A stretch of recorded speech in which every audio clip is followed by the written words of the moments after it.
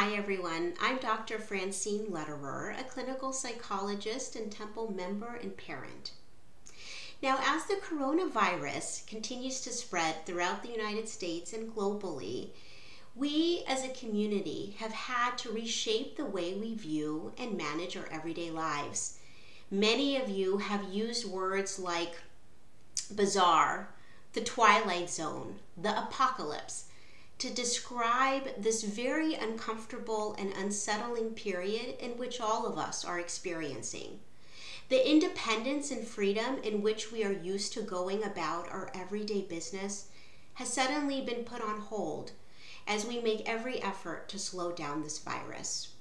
Roads have been empty, grocery store shelves have been bare, as I'm sure you have all been witness to. Now, today's talk is really about understanding our own fears and anxiety around the current situation and how to manage our stress. Fear is one of the most powerful emotions. It has a very strong effect on both our minds and our bodies. But remember, we also need a good amount of fear and anxiety in order to live. And so please note that if you are exhibiting any amounts of stress or fear and anxiety, this is completely normal. And in fact, it's really a response to a feeling of threat that you are feeling in these uncertain times. And that's okay.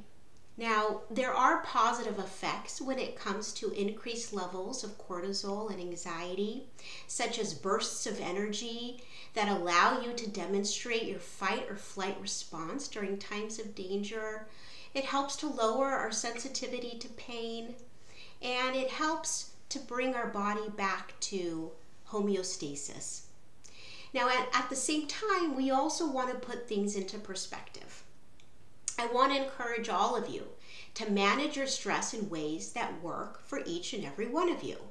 Whether it's taking walks outside, or maybe it's doing yoga in your bedroom or living room with or without your children. Perhaps it's keeping a gratitude journal, or listening to music, or doing mindful meditations, or perhaps it's keeping your social support network intact via phone conversation or FaceTime.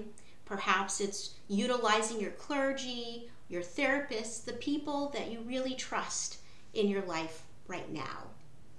That all of this is to remind us of the importance of keeping ourselves humble and to connecting to what's important to us at this time.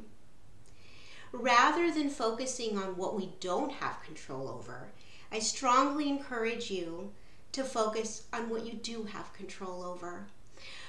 Whether you have control over how you manage your time, perhaps what you eat, perhaps different sleep hygiene methods you use in order to get replenished rest. Perhaps it's control over how you react to certain situations, or even to know who is a calming force in your life, or even to know what resources you want to utilize during this time and what resources you use to follow the news. Now, there are some of you who have expressed that the more that you talk to others, the more that you see and hear, the calmer or more soothed you feel about the current situation, while many others have expressed feeling overloaded and overstimulated by the multiple different media and news outlets. And so while we don't want to live in a bubble, what's important here is that you figure out what works best for you in dealing with the situation, and that you use the level of stimulation and exposure that's just right for you and your families. The other thing that's really important to remember is that this is a temporary situation in time. Now, many of you have asked if the coronavirus will ever end, if we will ever get back to a life of normalcy. And the truth is, this is not a matter of if, but when. And so whether that means whether temporary means a matter of weeks or a matter of months, for all of you to know that this too shall pass, and that hopefully that brings you a feeling or a sense of comfort. We will all get past this as a community. Please join me for our next talk on cabin fever and how to manage restless kids with lots of questions and lots of energy. Thank you.